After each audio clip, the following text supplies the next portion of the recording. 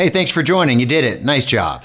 Introducing our project management trainer, speaker, author, and coach to thousands of professionals and organizations worldwide, including NASA, the U.S. Air Force, USACE, U.S. Army, the Department of Transportation, the FBI. Your friend, Phil. Over to you, Phil.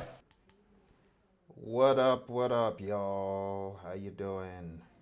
My PMPs, my pimps, my PMP gurus,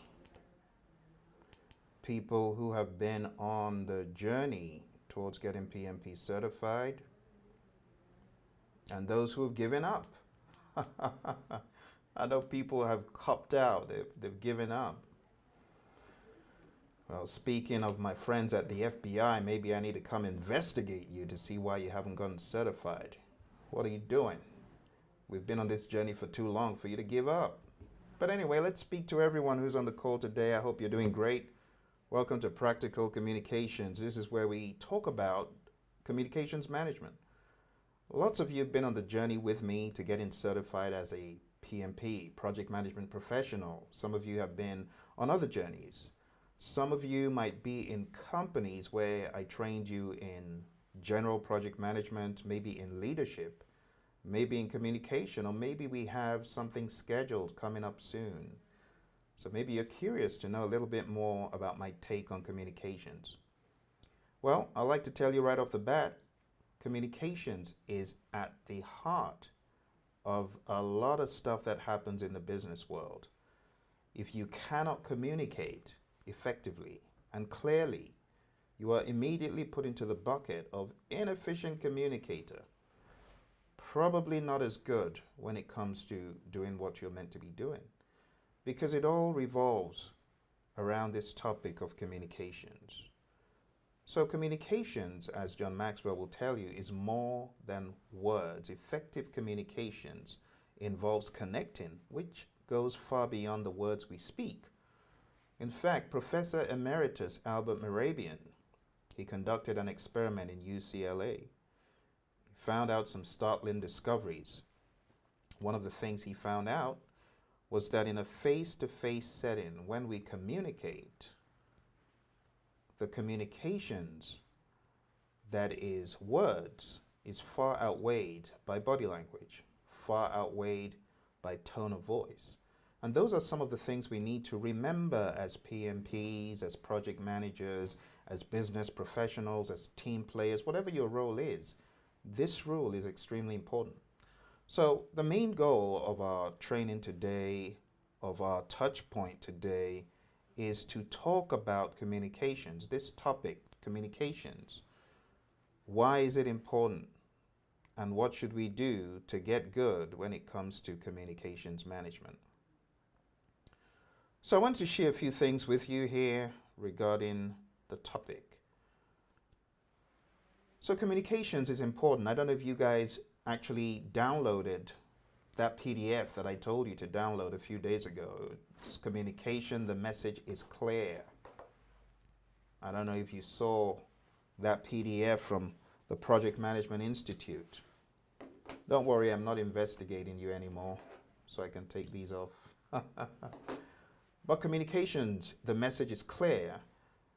The PMI talk about this concept. It states whether it's in person or via email with a sponsor, come back, or a stakeholder, or a stakeholder, effective communications serves as the very bedrock of business. This is a very important thing to consider.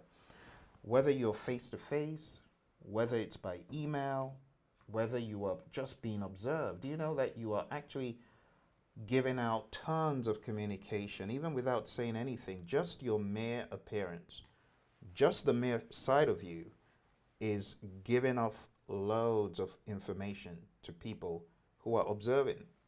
So whether it's in person, via email, with a sponsor, a stakeholder, effective communication serves as the very bedrock of what you do in business. It can sway public opinion. It can give teams a sense of purpose. It could persuade executives to increase funding And speaking of increased funding, do you know that it could spur an executive to raise your paycheck if you are doing it at the right time, in the right place, in the right way? There was someone communicating with an executive, a bunch of folks from the executive team that were about to make a hire. And this individual had gone in there to be interviewed, and they quite liked what this person had to offer. So the questions about salary came up. And of course, you know, when you're communicating salary, you better look them dead in the eye and be as honest as you can. But this individual was kind of taken unawares, because the first question they asked after how much would you like to demand was, is that not enough? Even before he could answer. So before he could catch his breath, another offer was made. For example, is 100K not enough? Because they had asked him, how much? 100K not enough? 120 then. He was so dumbfounded, he kept quiet. Talk about silence communicating volumes. Well, they took his silence the wrong way. His silence was shock, but they took his silence as indifference. So they kept raising the offer until they got so high. And at the end of the day, he blurted out, okay, I'll accept. Talk about silence working out. But do you know, a lot of people, instead of being silent, they're speaking where you should let silence take over.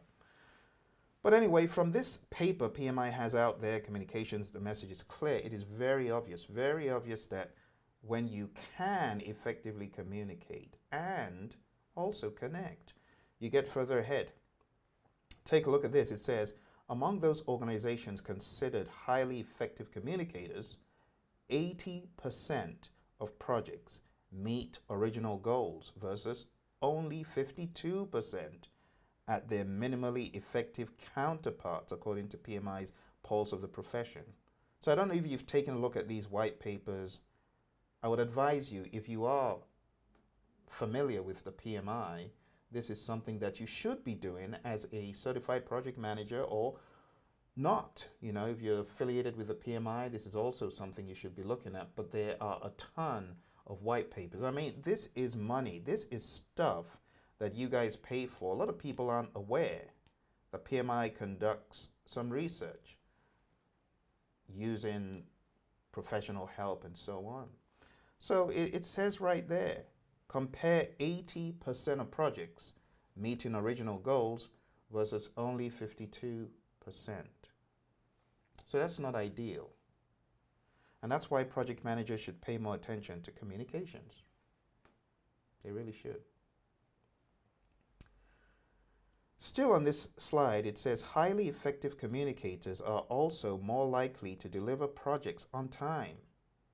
Wow, what a discovery. But it shouldn't come as a surprise, should it? Versus, watch this, 37%. That is huge.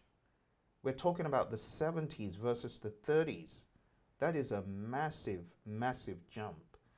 So for those people who are not communicating effectively in their organizations, they may want to take this white paper back to the PMI and share this finding. Highly effective communicators are also more likely to deliver projects on time, 71% of the projects versus 37%.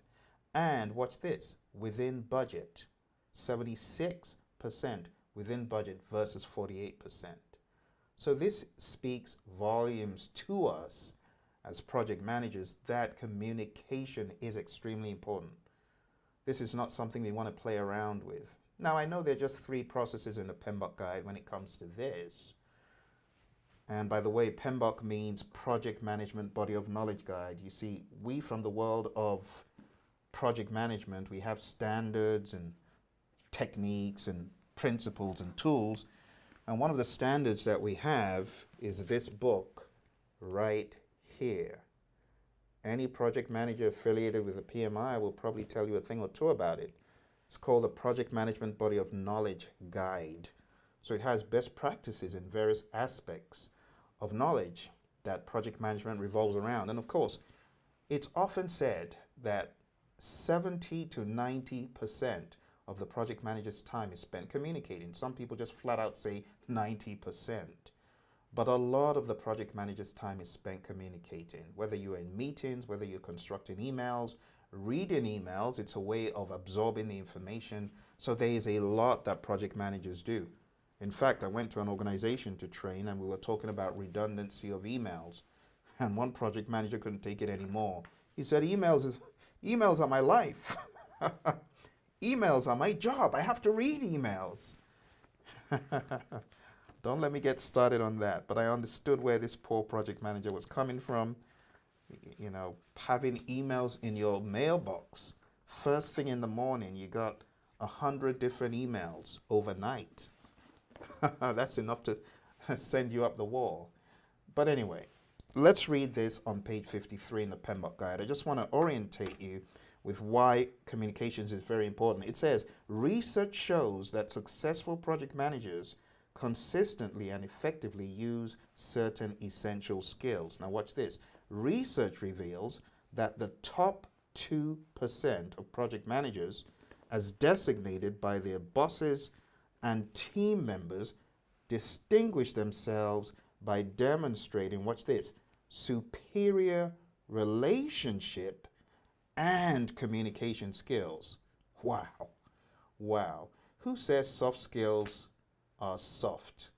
It's the tough stuff that's the soft stuff. You see what I'm saying? A lot of people totally bypass, oh, communications, don't need that. Oh, leadership, don't. No, yes, you do need it. As evidenced by the PMI. I mean, this stuff is so important, I had to highlight my PMPs guide. You see that? Superior relationship and communication skills. That is what distinguishes the top 2% of project managers. So we better get wise. We better get on the bandwagon and go learn something about communications. Now, I'll tell you right off the bat, full disclosure, this evening, I'm going to be giving you a tidbit from a book by one of my mentors, John C. Maxwell. It's titled, Everyone Communicates, Few Connect. I'm going to share with you some of the overarching principles about connecting with your audience when you communicate. But I'd like you to go check out that book because that book helped me. That book helped me join the dots between the world of the PMI in this book, my real world, and what it could be with effective connecting. Not just speaking. A lot of people speak. Don't you listen to some speakers and they're all eloquent and great when it comes to the speech? But when it comes to them connecting with you, throw connecting out of the window because they have totally disobeyed all the laws of connecting. It's not just about being able to speak without a mistake or being loud or in your face. It's really about many other things. And we'll talk about some of those tonight. But here, right here, the top 2% of PMs, they come with their A game when it comes to superior relationship and communication skills.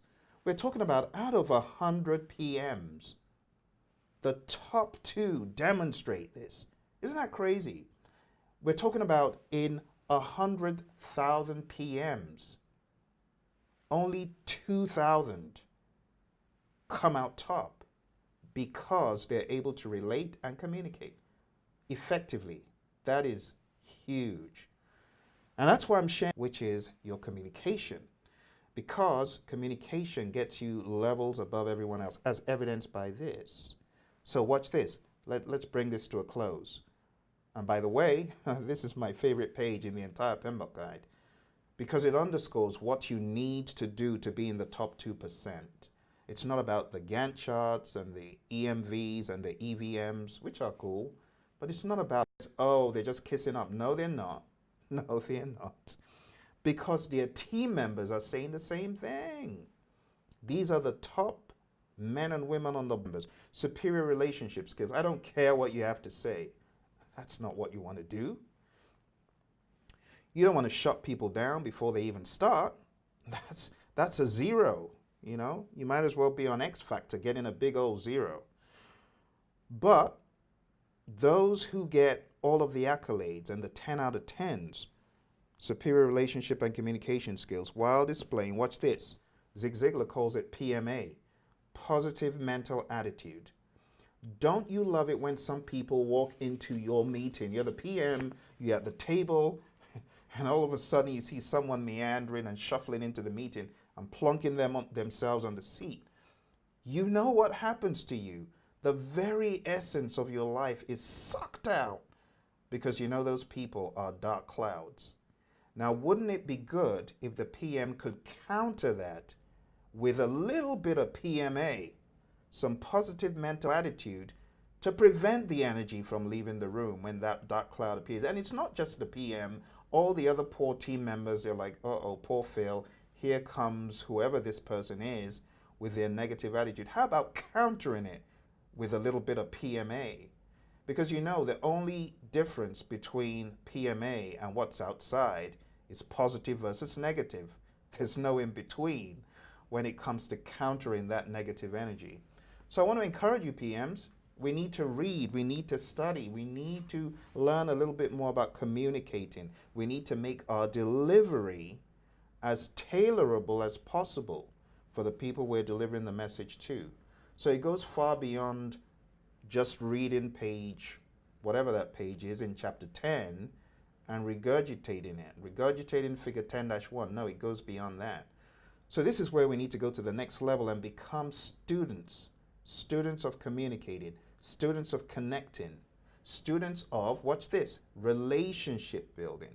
How do you build a relationship with your stakeholders, and why should you? Who cares about building a relationship? Those who are smart do, because they know that in order for you to effectively influence a stakeholder, you got to have communicating and connecting down pat. All right? So going back to our friends at the PMI, here we are with the talent triangle. The 3 prongs, technical, strategic, but the one that this really falls up under is your leadership. And that's why project management professionals, those of you who are certified, you know the PMI wants you to be learning about this. If you didn't know, now you know. Go to that page in the PMBOK guide, read it carefully, and you'll find that it is all mapping back to the talent triangle. So you need to take the talent triangle pretty seriously, folks. Now, when we talk about communications, there are different settings of communications. There is group communication, there is individual communication, there is project-related communications, there's personal communications. And we could go on and speak about communications like mass communications. But communications is communications is communications. So what am I trying to tell you here? I'm trying to show you that when it comes to communicating, not only is it important, but it is also critical that we hone in on how to do it effectively. How should we communicate? These are some of the things I'm going to be showing you tonight. How to effectively communicate and connect with your audience. So I've already gone over some of the intricacies and how you could communicate in various settings. But let me take you back to our friends at headquarters. Let's go back to the PMI, Communications 101. Under Communications 101, you guys already know this. Why don't we kick the tires and see how much of this you know? Chat into me. What are the 3 things that you should do as you communicate in the communications management knowledge area? Does anyone know? 3 things that PMI says you should be thinking about as you communicate. I've got a Microsoft update waiting to happen. And that's why my image keeps coming in and out, because Billy and his cohorts are about to update Windows 10 as usual. It's always fun when they do that. Anyway, anybody know what those 3 things we do are? The 3 things. 3 things. What are they? I'm taking a look for chats. No one knows? All right. The three things that are talked about in the PMBOK guide that you need to do in order to effectively communicate. And these three things are as follows. One, you want to plan. Always have a plan for your communications. Now, a plan doesn't necessarily mean just magically producing the plan out of nowhere. No, it means that you're sitting down and you're allowing the information to sink in what you need to communicate, first of all, and then you can begin to think about how to communicate it. But sometimes you need to ask why. Why would I communicate that? When is the best time to communicate that on a project? So these are some of the things you need to be thinking about, okay? So I think I got a chat in from my friend Renee. Renee said, manage communication. Oh, I see Fabian. Fabian, how are you? How's it in Atlanta, Georgia? You're in Georgia, right? How's it going out there tonight? I hope you're doing awesome. Fabian, are you on the horse? I hope you are on the horse. I'm trusting you. By the end of the year, I want you to come with your A game.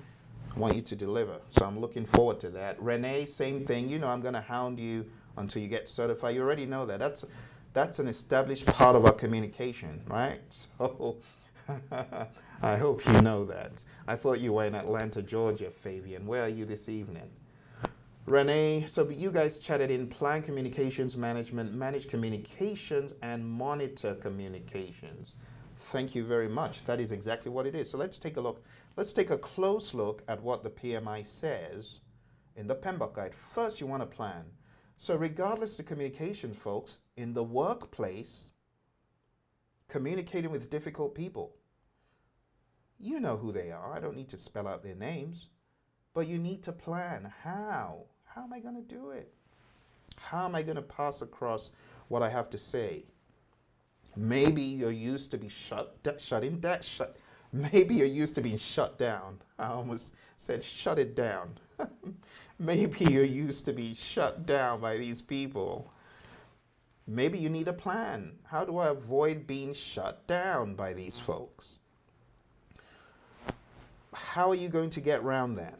It needs to be planned. Maybe you can ask some more experienced project managers. It really depends. But plan out what you're going to do and then go into the doing. So in the world of the PMI, when we talk about managing, we're talking about the doing. So work your plan. Did you come out with a solid plan? Work the plan, okay, and do it well. The last thing from a pragmatic standpoint is the monitoring. So you guys chatted in monitor, which is cool. So I'm glad you're in the zone and you remember this. But do you monitor communications? Do you just communicate, or do you actually ask people, how was my delivery? Was it good? Did I make sense? Was it coherent? Or ask your boss, what could I do better next time? So I interviewed David on this channel, and one of the things he does, he asks people, what do you think you could have done better? And they ask him, I don't know, what could I do better? I'm talking about David Harrington, the VP that I interviewed, one of my students, former students, now VP at Wells Fargo. And one of the things he does is give them constructive feedback about how they could improve. And it's important for us as PMs, don't feel like I already know everything, or don't feel afraid to get the positive feedback that is constructive, but not always in favor of, oh, you did an excellent job. No, sometimes it might be, Phil, what were you thinking? Do you want to kill people? You show them 100 slides. Is that how to communicate? I want that kind of feedback.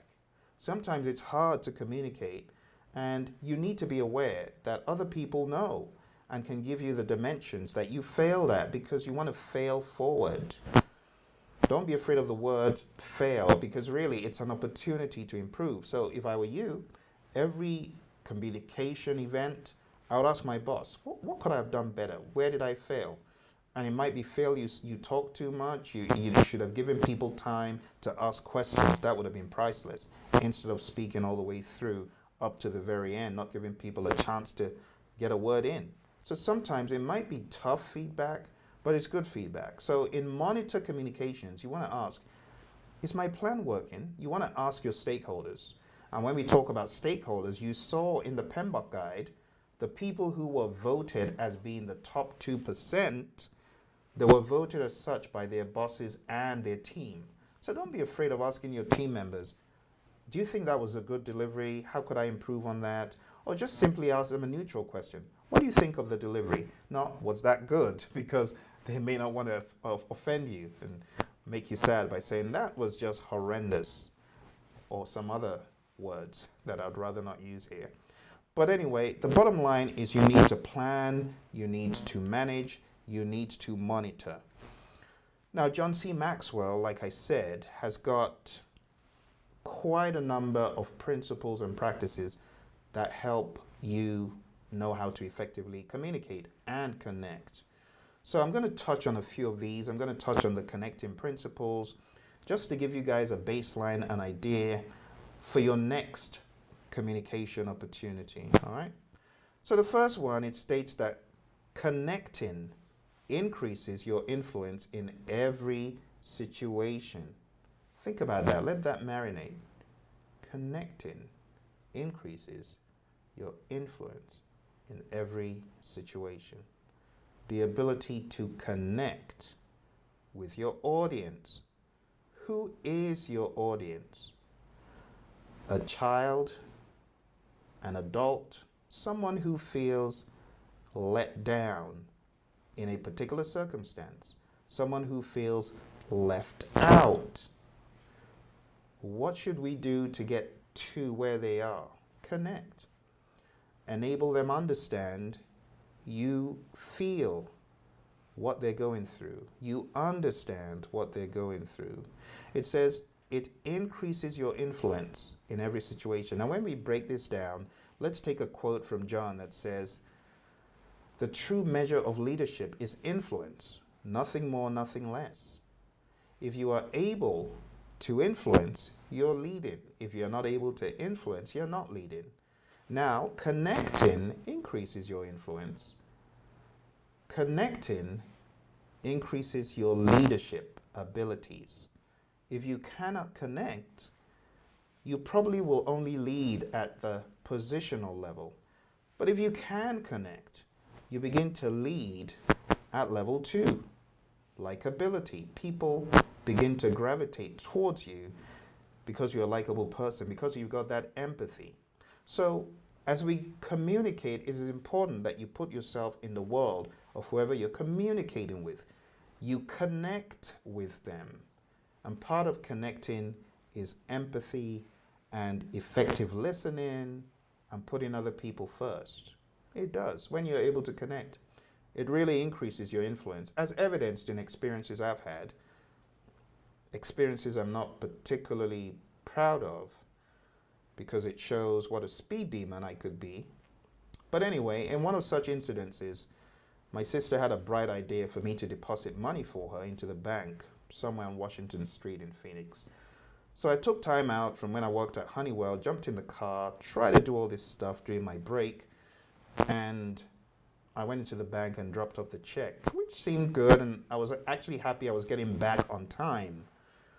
Until, as I was driving along Jefferson, I believe it was, because Washington goes up, Jefferson goes down. If you live in Phoenix, Arizona, you know what I'm talking about. So going down Jefferson, all of a sudden a Dodge out of nowhere seems to be revving behind me. I'm like, what's this? I move over to the side, and the next thing I know, the Dodge has come to my left. You know, it's a one-way street on Jefferson, and all of a sudden, this individual seems to be kind of edging up close, and I think, what sort of nutcase is this? So I push pedal to metal to get away from this nutcase who seems to be agitating me. The next thing I know, blue, red, and bright white lights come on behind me in this unmarked car, as it were. It was a cop. Pulled me over, gave me the big old sermon. You know what speed this is? You know the speed limit here? I'm like, 40? He says it's 35. Do you know what speed you were going at? I'm like, I don't know. 45? You're going at almost a 56. All right. Pull over, take out your keys, blah, blah, blah, whatever. All that story that you're told. Now, anyway, pulled over and we began to have a conversation. I said, look, I'm really sorry. I'm just trying to drop off some money for my sister in the bank. You know, I walked down the road. I walked down the road at Honeywell. And as I connected with him, telling him where I worked, I noticed he was very interested in where I worked. And he said, Honeywell, you know, I used to work at Allied. We got into a big old conversation. I feel I connected with him at some point, and he could see that I wasn't a bad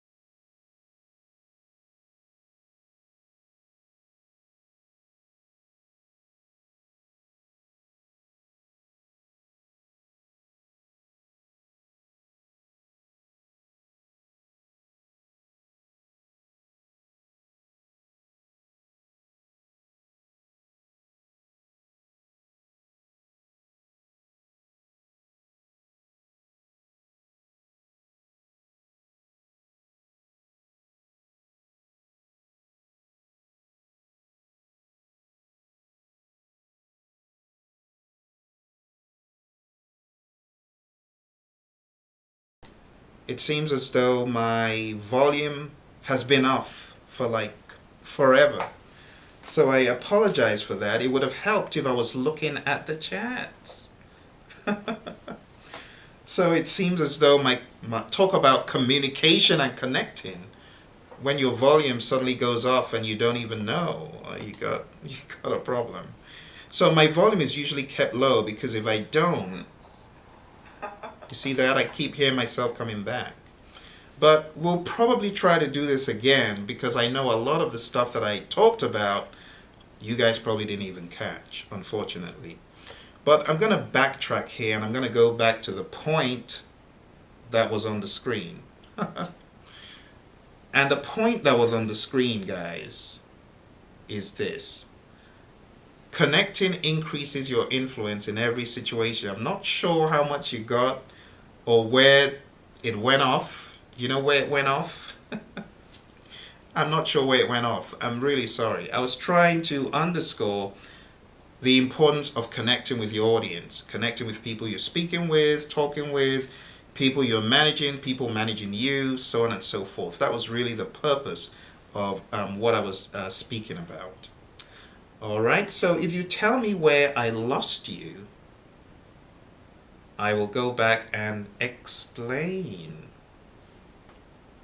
Do you know where the volume got lost? Has it been like forever? Does it seem like it's like 100 years ago?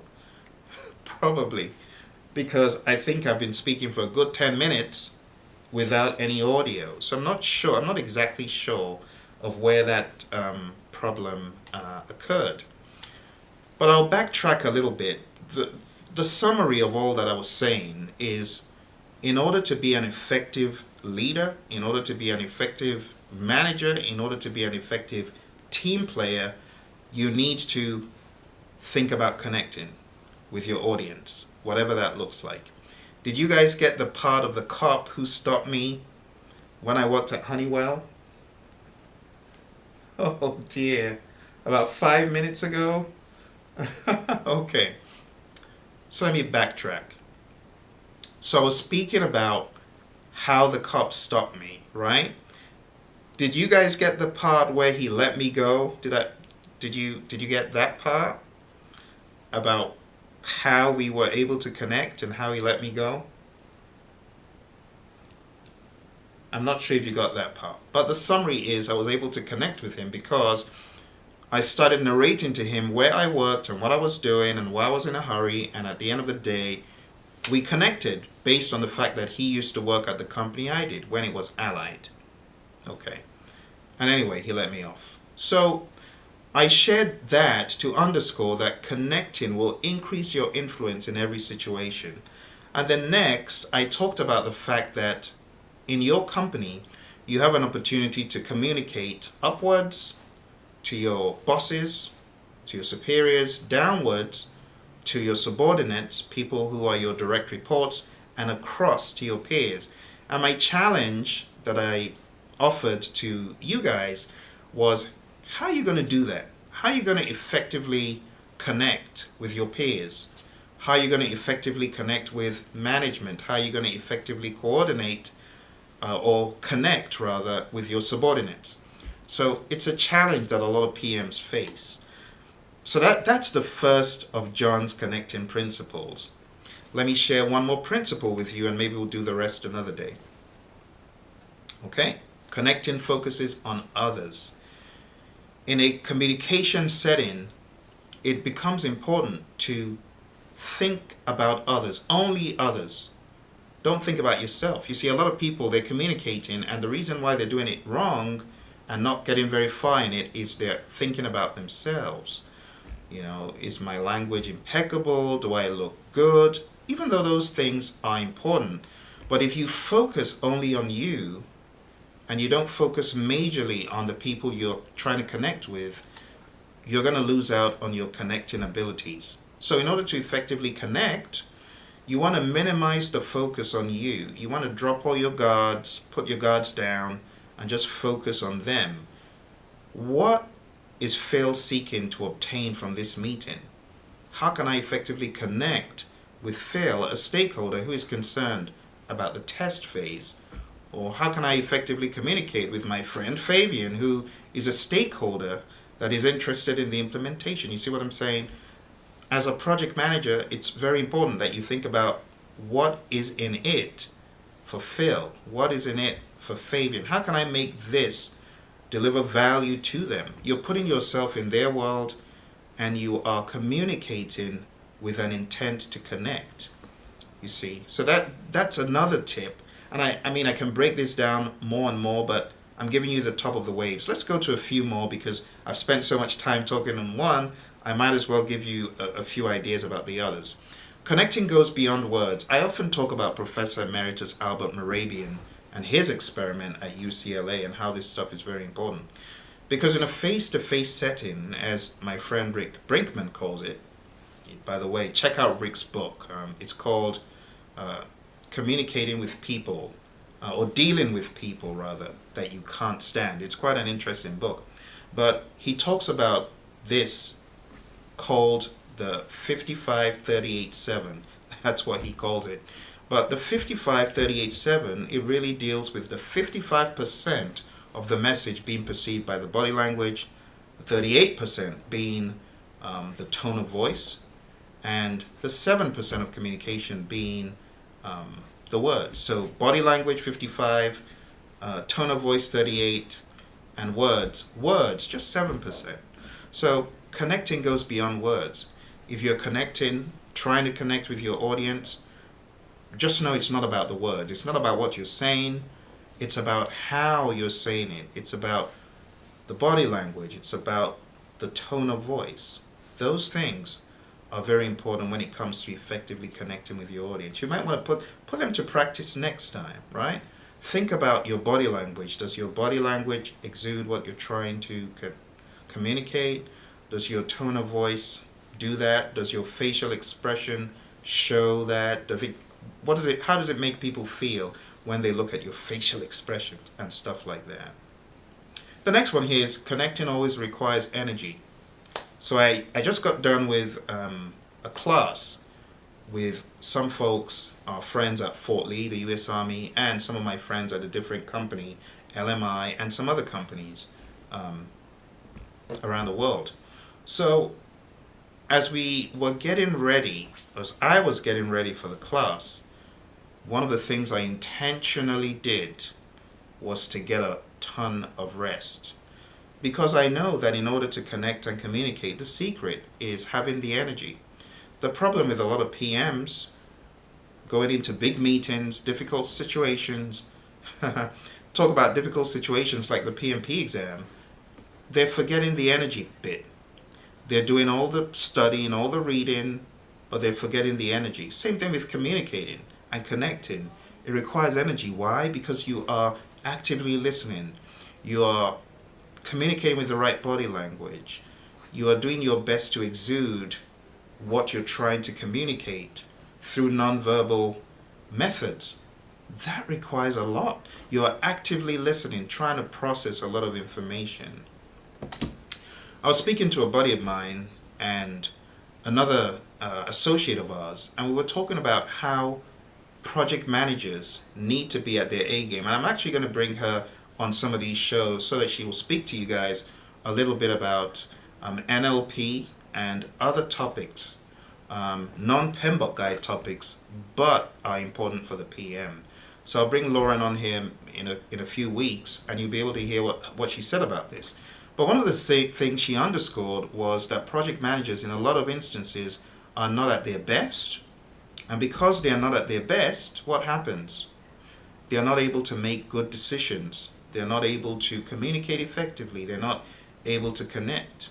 But going back to this point, energy. Project managers need to have a huge reserve of energy.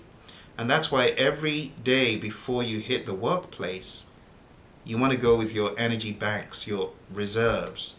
It's very important project managers get a ton of sleep because they are communicating and connecting like 90% of the time. Last but not least, and I'm going to break this down in episodes to come, but this is connecting is more skill than natural talent. Has anyone ever made you give up in communicating? Has anyone told you, forget it? You'll never be good at this. You stammer, you stutter, you're not very eloquent.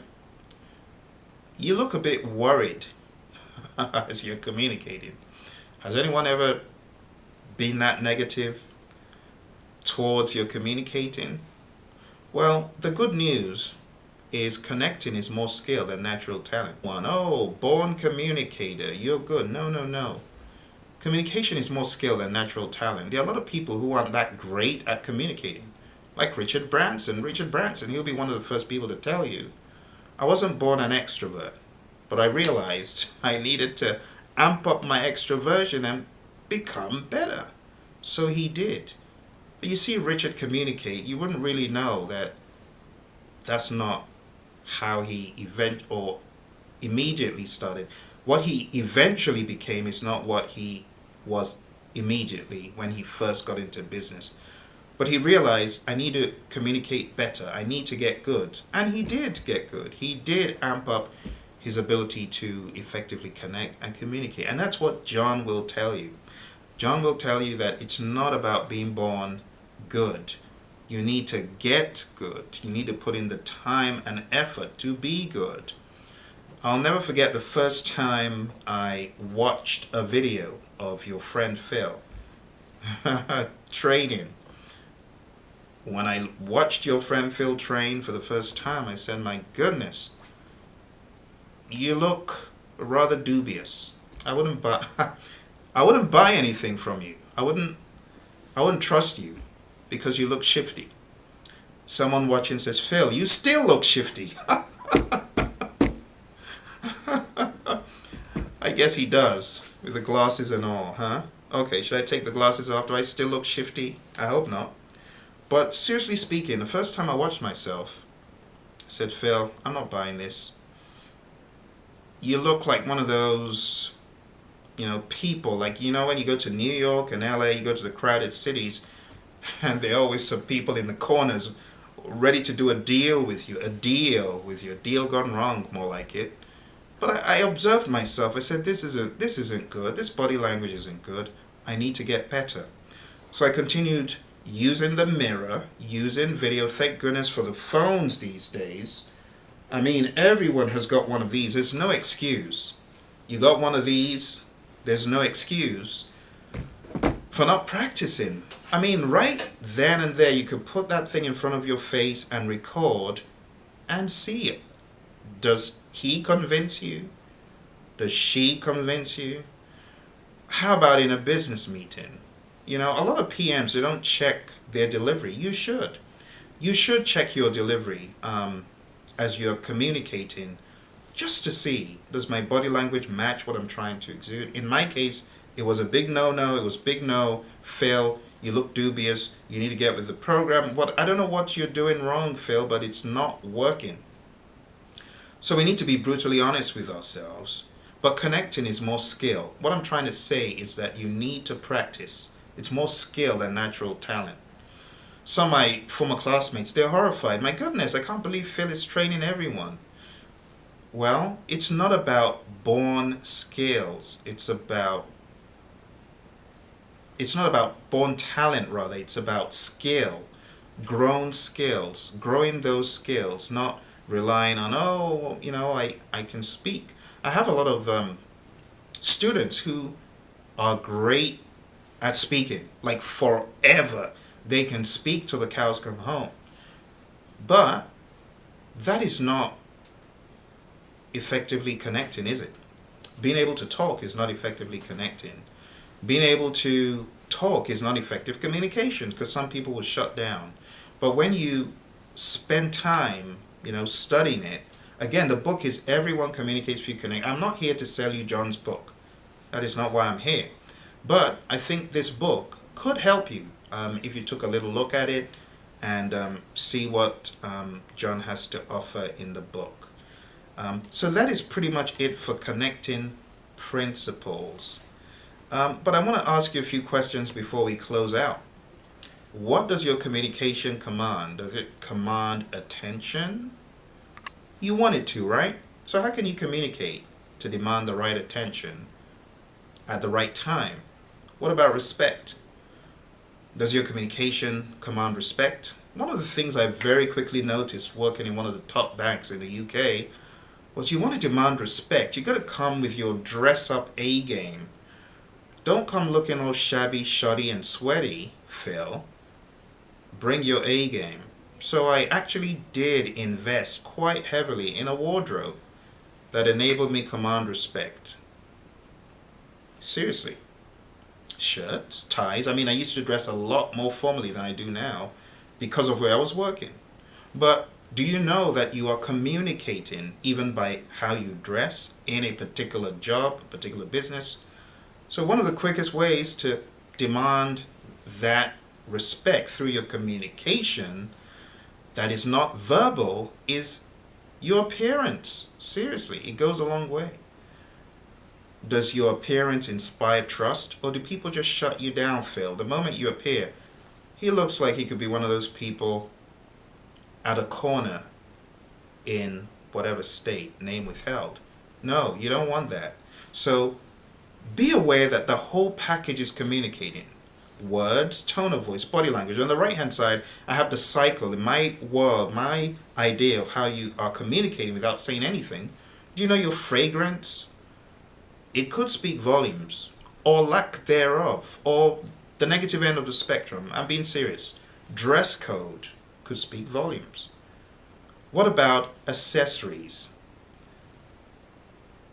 Too many accessories. It could communicate the wrong message. Do you know that? What about just any basic accessories like the bag, the briefcase? It's all banged up. It could communicate. I'm serious. Facially, your body language, your posture, it could communicate volumes. Positivity.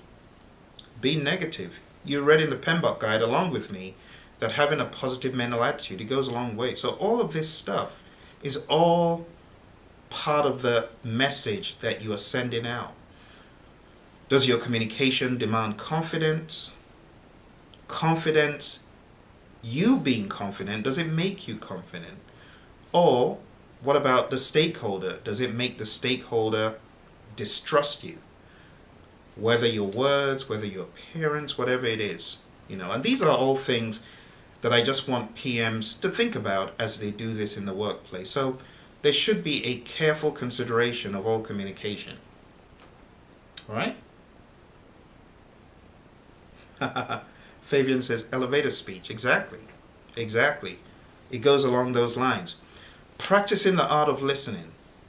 Have you ever communicated with someone and felt they're not going to listen to me anyway, so why bother? So we don't want to be that person, right? We want to actively listen. Practice with a mirror, like I said, is something else you should think about. As you're communicating as well, you shouldn't assume that you know everything. To be quite honest with you, I have had that problem. Just shutting up. Shut up, Phil. Just listen. But sometimes I have to almost kick myself. Shut up and listen. Don't go there. Don't reply. Listen. I've had to tell myself, Phil, be quiet. Listen. What about retreating? What about retreating to reconsider? Or as questions come up, do you really listen to the questions? Or do you feel, oh, I know the answer to that. Boom. And then it's the wrong answer.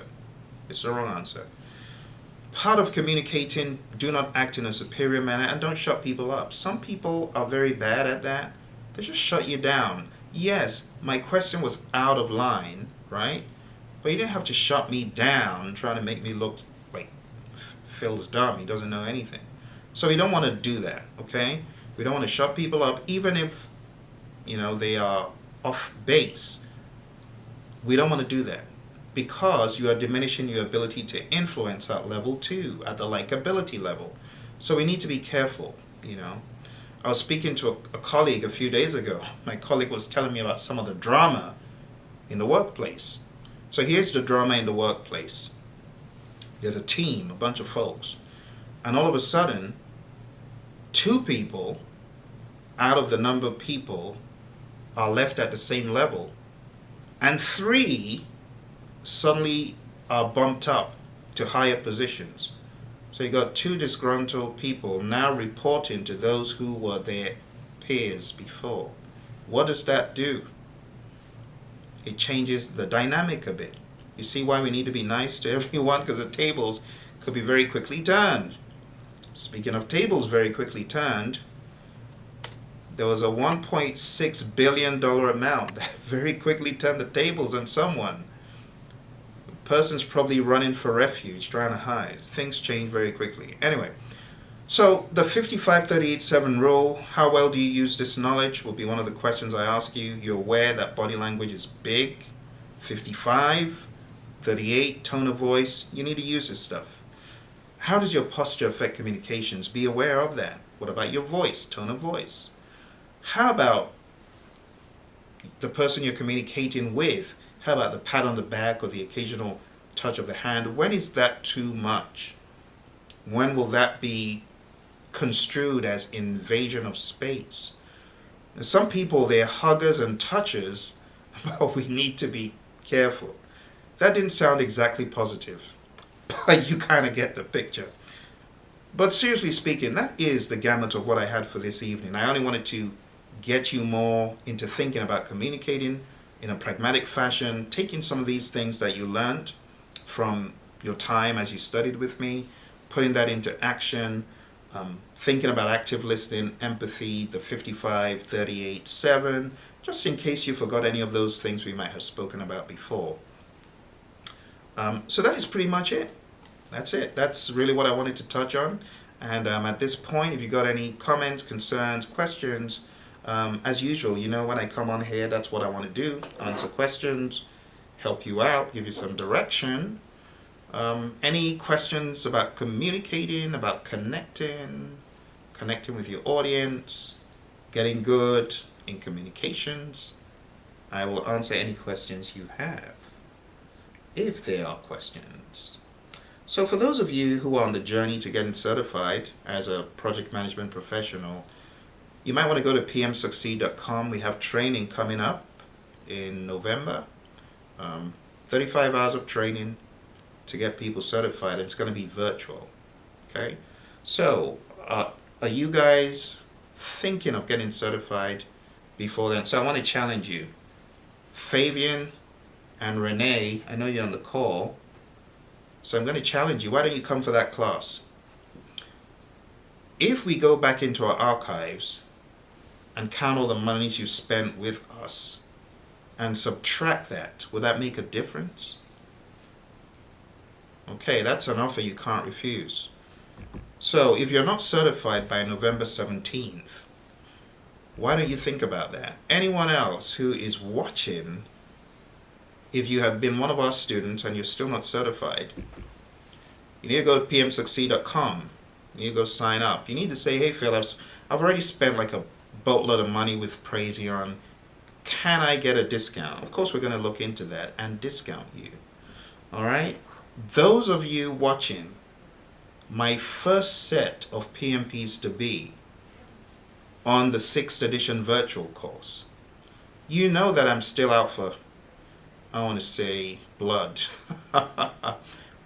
But you know I'm out for retribution because you guys owe me a PMP. All of you. All those are my friends, my little homie, you know who you are. All of you owe me PMPs. I demand my PMP. I demand my cert. You guys want to bamboozle me? Rob me of my PMP cert that you're owing me? You ain't going to get away. I know who you are. I got my eye on you. Someone says, Phil, those are scare tactics. I got to use what I can to get my students to get certified. You know it's all in jest. But seriously, if you are not certified, I got my eye on you.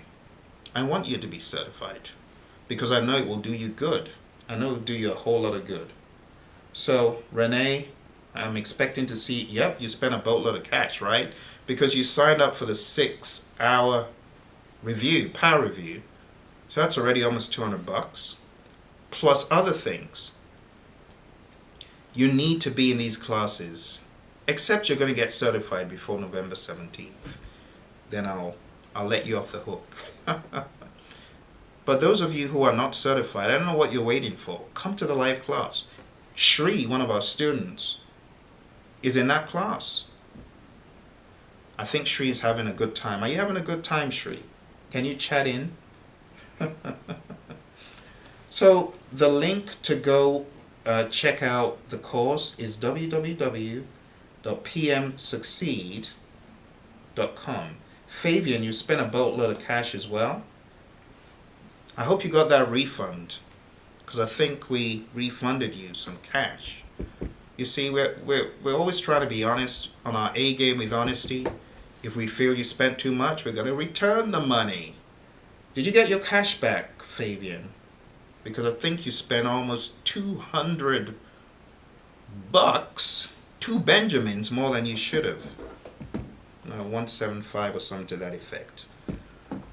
So the bottom line is this: if you're not certified by 17th of November, you need to come for that course, guys. We'll consider the money you've spent, we'll subtract them, we'll make it affordable. You know, people coming for that training, they're going to get one of these. One of these. The download. You're going to get the download as part of your options. You're also, of course, I know, Renee, you've already got this book, but you will get this, Project Management Essentials. And you're also going to get a boatload of stuff on the learning management system, which you guys already know about. Very good. I'm glad you got that, Fabian. So for anyone else watching, if you're thinking of studying more about project management, I'm actually arranging another boot camp that is not certificate based. It's not for people, it's not PMP oriented. It's for project managers, but it's a Project Management 101 boot camp.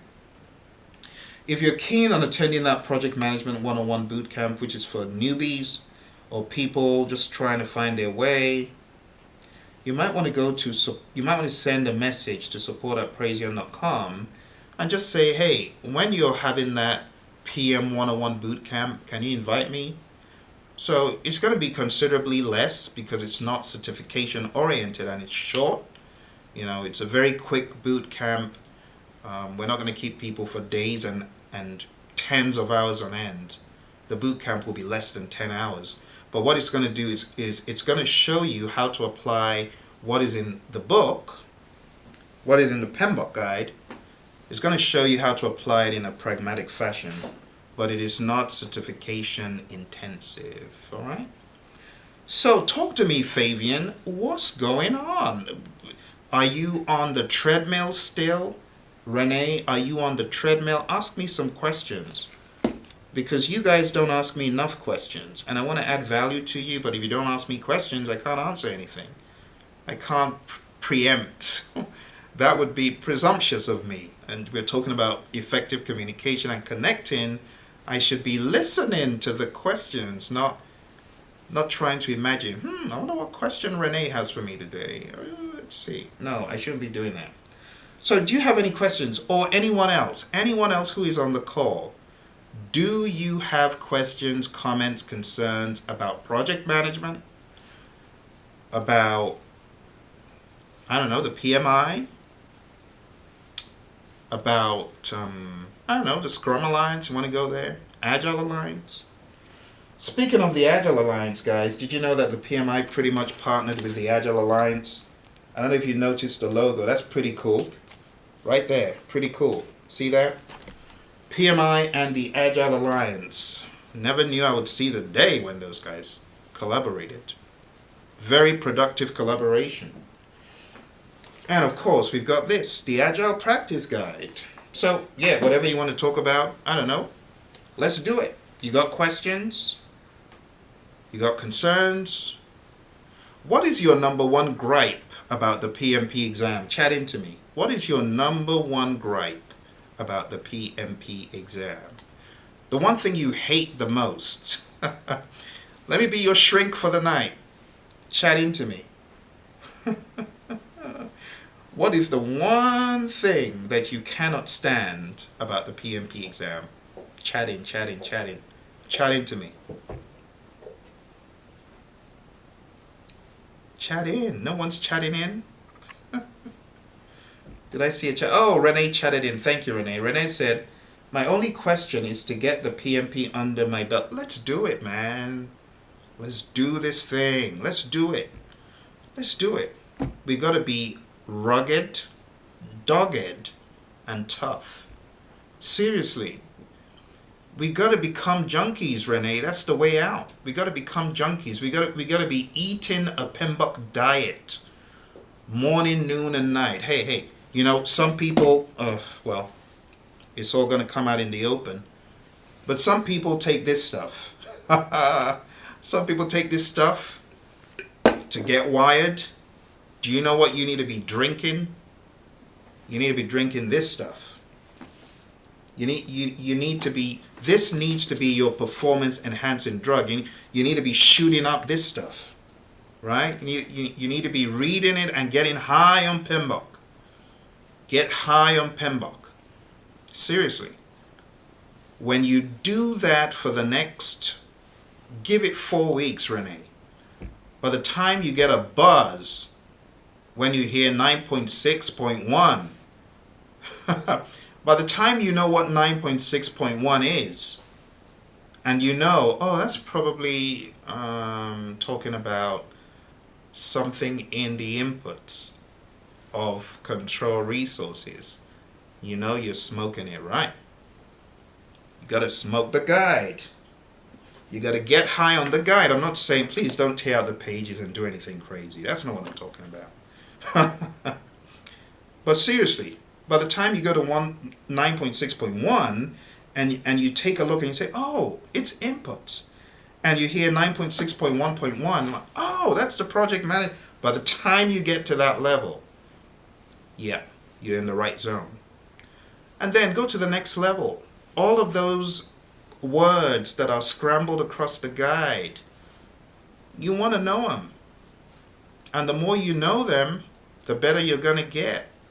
You got to smoke the guide. You got to get high on the guide. You know, this stuff is, I mean, it works. But you want this stuff. This stuff, the sheer motivation of this stuff needs to propel you. People say knowledge is power. Well, knowledge can get you high. And it's not bad. But then we need to pragmatize the knowledge. Is that even a word? Pragmatize? I don't know. But you got to take what's in the guide and make it real. So, Renee, please remind me, what's your Renee's, he's laughing. He's like, Phil is really on the deep. Phil's really been smoking this stuff because he high. He high as a kite. Oh my goodness. Okay. So, seriously speaking, you got to get that stuff into your system. All right. Fabian said that LMS tests really assist us. Well, they do. They do. You know, one of the major problems a lot of my students face is the repetition and continuity. They're right there in the zone for a week, for 2 weeks, for a month, for 2 months, and then all of a sudden there's a life event that they allow knock them off the horse, and then they run out of gas. Bad. I mean, the nearest gas station is like 2 states away. By the time they're left where they are, the nearest gas station is two states away. And instead of making the trek to the gas station, they give up. They're like, oh, it's too far away. It's too far gone. Oh, what am I going to do? How am I going to pick myself up? Just pick yourself up and get moving. Get an Uber or something, but get moving. Take a can. Get to the next station quickly. Because there's no way out, folks, other than staying persistent. AAA isn't going to show up and start filling your tank with knowledge gas. It ain't going to happen. Right? So, Fabian said, consistent, yeah, you ran out of gas, Fabian, that's it. Because I know you are hot and heavy on it. You've been on this journey for a long time. You know, and I appreciate you just being honest and accountable because it's going to help people. But then I also feel bad because I see the unending cycle. So I decided that if I saw you guys on the call, because it's funny, both of you guys you're part of my bosses to be. I see you as a boss, but we just need to catch up the future with the now. We need to let there be a collision of your bossness with where you are as PMP to be. We need them to catch up with each other. But I really want you to. And that's exactly why I'm making you this offer. I know that if you were on this virtual course, I know it would really add a lot of value to you. And both of you, Fabian, you've been on the 6-hour power review as well. And I know you're doing all that you can, but I even want to make it easier for you. So let's go back to our archives. Take a look. You guys go back to your archives. Take a look at your spend. And let's find a suitable plan for you. And the same for anyone else watching. If you feel, oh, but I've spent about $300 with Praizion. Well, let's take a look at that. And maybe you can get the course instead of $750 for the amount that the difference is. All right? And of course, we'll cap this at a particular amount, but let's at least know how much you've spent. Let's find the delta and let's make this happen for you. You know, I want you to pass the exam. You know, I feel bad looking at records. I'm like, what happened to him? What happened to her? I don't like that. You see? So let's do that. Fabian said, I've gone through the PMBOK one time. Yeah, you have to connect the dots, Fabian. Multiple iterations, multiple. And that's exactly what we do in this virtual course, you know, on pmsucceed.com. Over and over again. Like today, we spent roughly 3 hours. 3 hours on schedule management. And we ain't done. 3 hours. We did 30 minutes on Monday. We did 3 hours today, and we're still not done. Because we're connecting all of those dots. Every single piece needs to be connected, and that's what we're up to do. So I want to encourage you guys, think about making November 17th a date. Let's do this thing. Let's close out 2018 with you guys killing it. Hey, so, but it's funny, both of you, I got an email from someone who has been on the journey, similar to you guys. He got on this journey a while back, but he had a little mishap on the exam. And I always felt that mishap was because he didn't allow enough time, you know, to let it marinate. He found us late, basically. He found Praizion late. But the good news is, just this afternoon, actually after I got done with my training, I open up my emails and I get this email. Let me read the email. I get this email. He actually sent this email eons ago, but I was busy getting ready for my course with the Army. But he says, good news. Hi Phil, good news. Passed my PMP exam today with above targets in initiating and closing, targets in planning, executing, monitoring and controlling. I wanted to thank you very much for your continued support in terms of encouragement and coaching. This is someone that had to go through the ridiculous 1 year probation. 1 year probation. That is a whole lot of motivation. To be thrown off for a year and to come back in over 365 days with a vengeance and to say, I ain't taking no prisoners. I'm gonna kill it. Kill it he did. He got on the LMS about 4 weeks ago, but he rode that LMS like there was no tomorrow. He rode it hard. I saw him taking, actually let me open up because I'm getting curious now. I saw him taking mock exam upon mock exam ad nauseum, like that's right man, do it, do it. And I had no idea that today was the D-Day and boom, PMP. Initiating and closing above target, target everything else. That is really awesome. I just got another email. Woo! Hey, Melinda, if you are watching, I just got your email. This is as sick as it gets. My bosses are coming out of the woodworks. Melinda just sent this. She said, I wanted to let you know I took the PMP exam today and I passed. The first time I took the exam, I received 1 above target, 1 target, 2 below target, 1 needs improvement. This time, your help, guidance, and material, I passed with 3 above target. Boom! Booyaka! Kill the ridiculous test. You know how good that makes me feel? And she says, 2 target. I couldn't have done it without you. Thank you so much. Hey, Melinda, sending out huge congrats to you.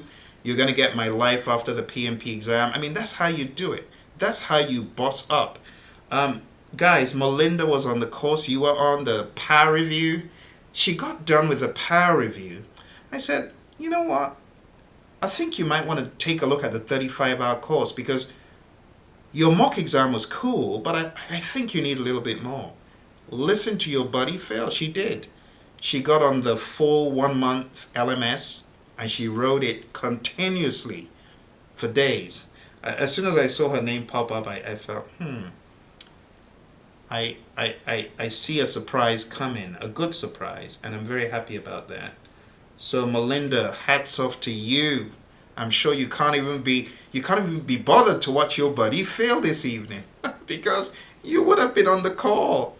But you're not, because you're having the time of your life. Great job, Melinda. Hats off to you.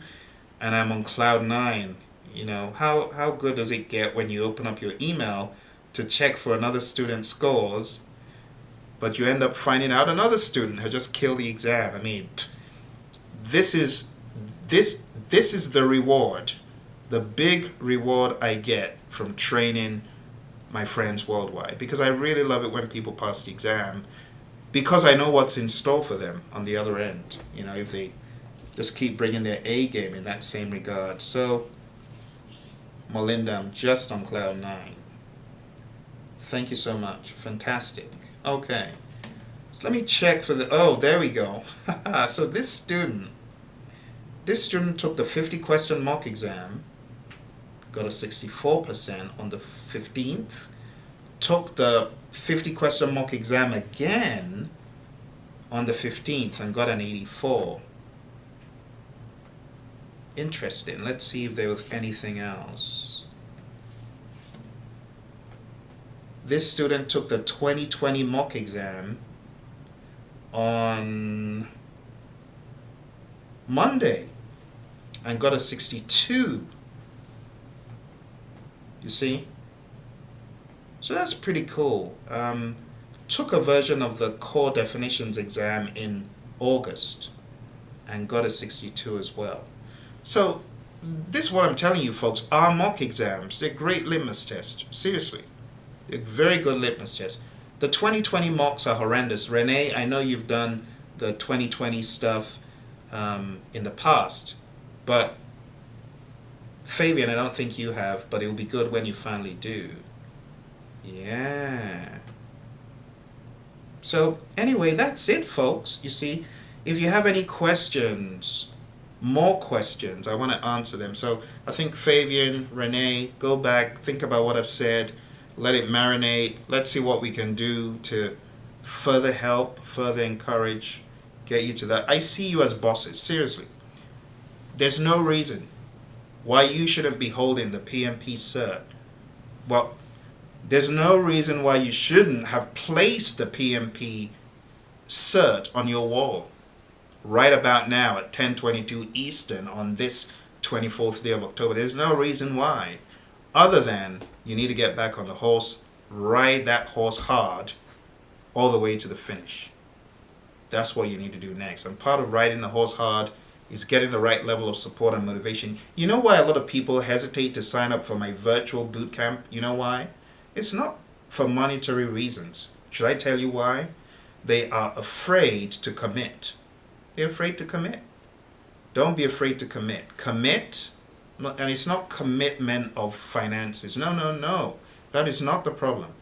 A lot of people are like, oh, I have to go to class. Yes, you have to go to class. Of course you do. Oh, I have to. Yeah, you have to bring your A game.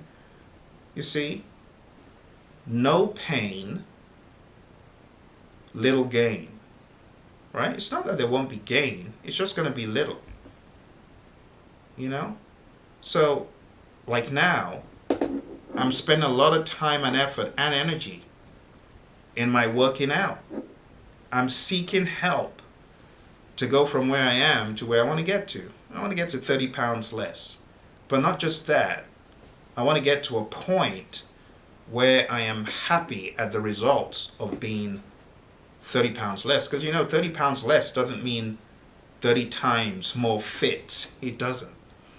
But there are things you can do to become extremely fit.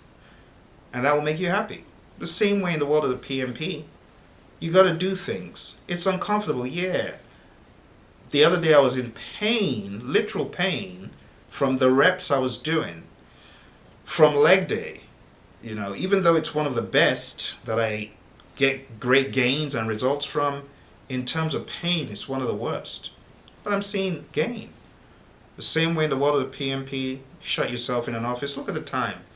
Which person in their right mind gets done with a 3-hour training from 1 o'clock to 4 o'clock and stays behind to deliver value to people at 7:24? Only your buddy Phil. Why? Because I know I'm adding value. And I know I need to be in the pain zone to get my students into the pain or the gain zone. Yeah, so your buddy Phil is paying us a price, but you are going to get gain from it. And you might even be in pain having to watch your buddy Phil right now.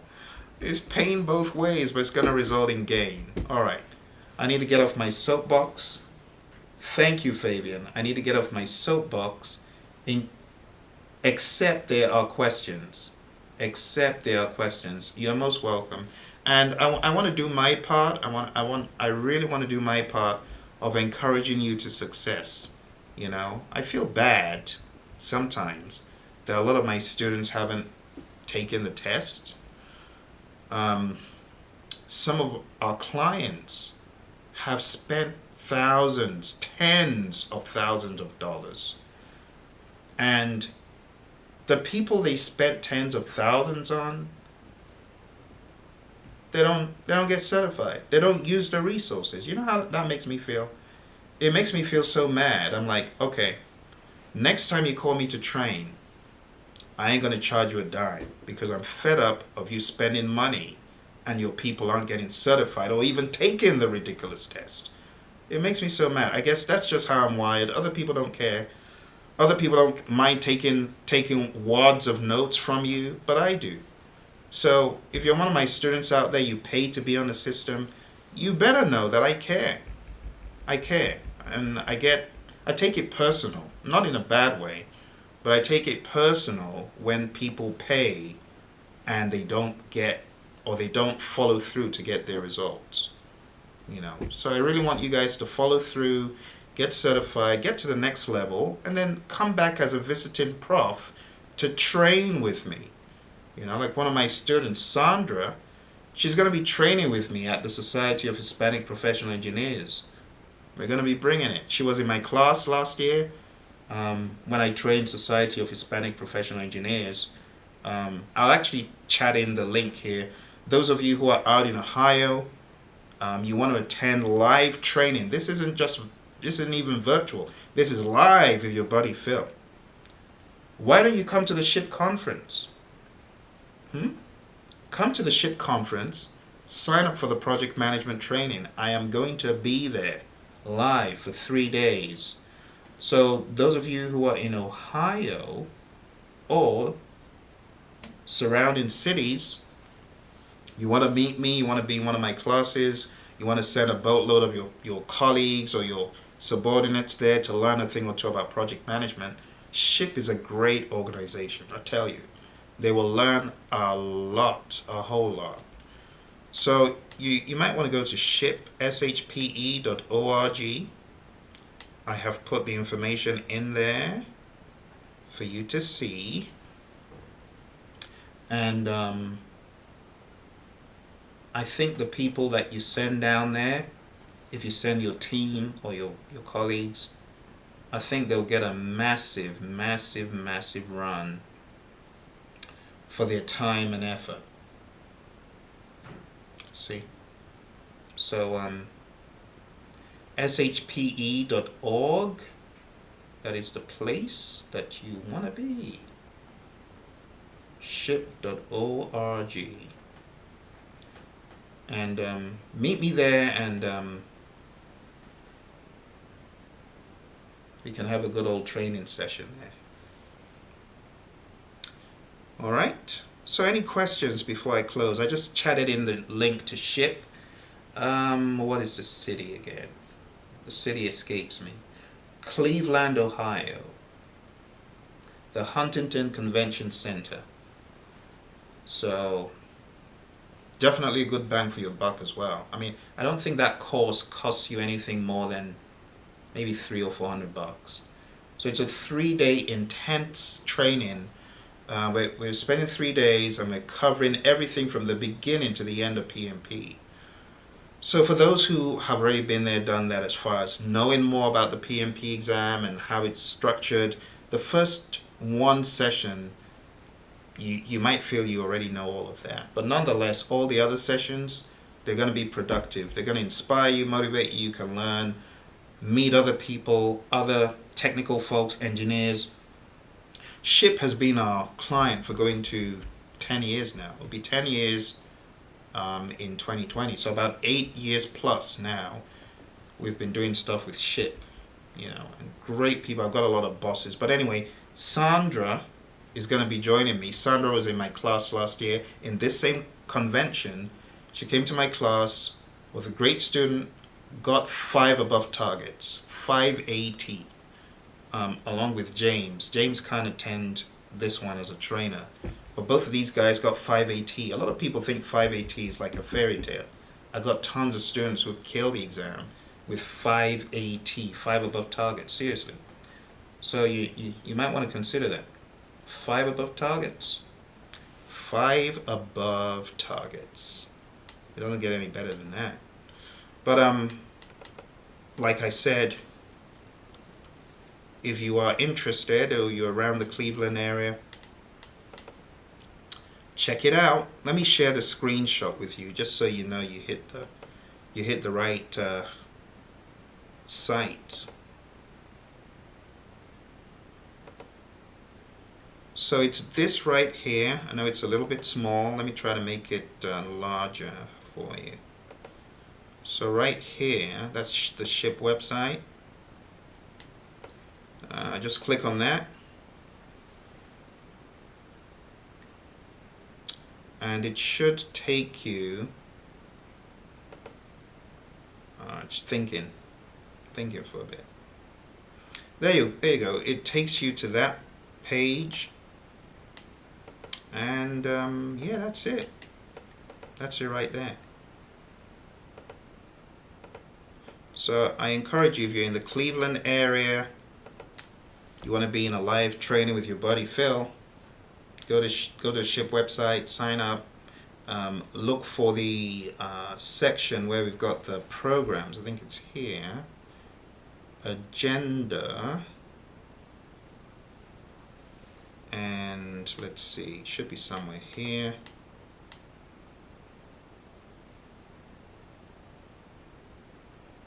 No. Let's see. PMP, where are you? There we go. PMP Bootcamp, day 1, day 2, and day 3. We are going hard on this stuff, seriously. So sign up for it. See, sign up. It's 8 to 5. Okay. Of course, we're going to have lunch breaks. Of course, you get your own lunch, but you have a break to do that. So day 1, day 2, day 3. That's it. I would advise anyone who is in the area, wants to be in a live training, wants to get inspired, meet your buddy Phil, get some great materials. Do it. Okay? Do it. Cleveland, Ohio. Yep, that's it. Okay, folks. Well, it's been great talking to you, and I apologize for a little snafu. But Fabian, thanks for saving the day, because my audio would have been off till now. My goodness. That would have been disastrous. See, that's why you need people on your team who are very good at risk monitoring. To raise the alert and let you know when things aren't happening as you want them or think they are. So thank you very much, folks. As usual, I am always here for you. You got any questions? You got any woes, groans, and moans? You've been watching for a while and never once chatted in to ask a question. Hey, don't be a stranger. I don't bite hard. Maybe a little bit soft. I'm joking. All right, enough, Phil. Let's shut him down. He's getting out of hand. He's getting a little bit controversial. Let's shut him down for the night. Thank you very much. Take care, folks. Speak to you soon. Bye for now.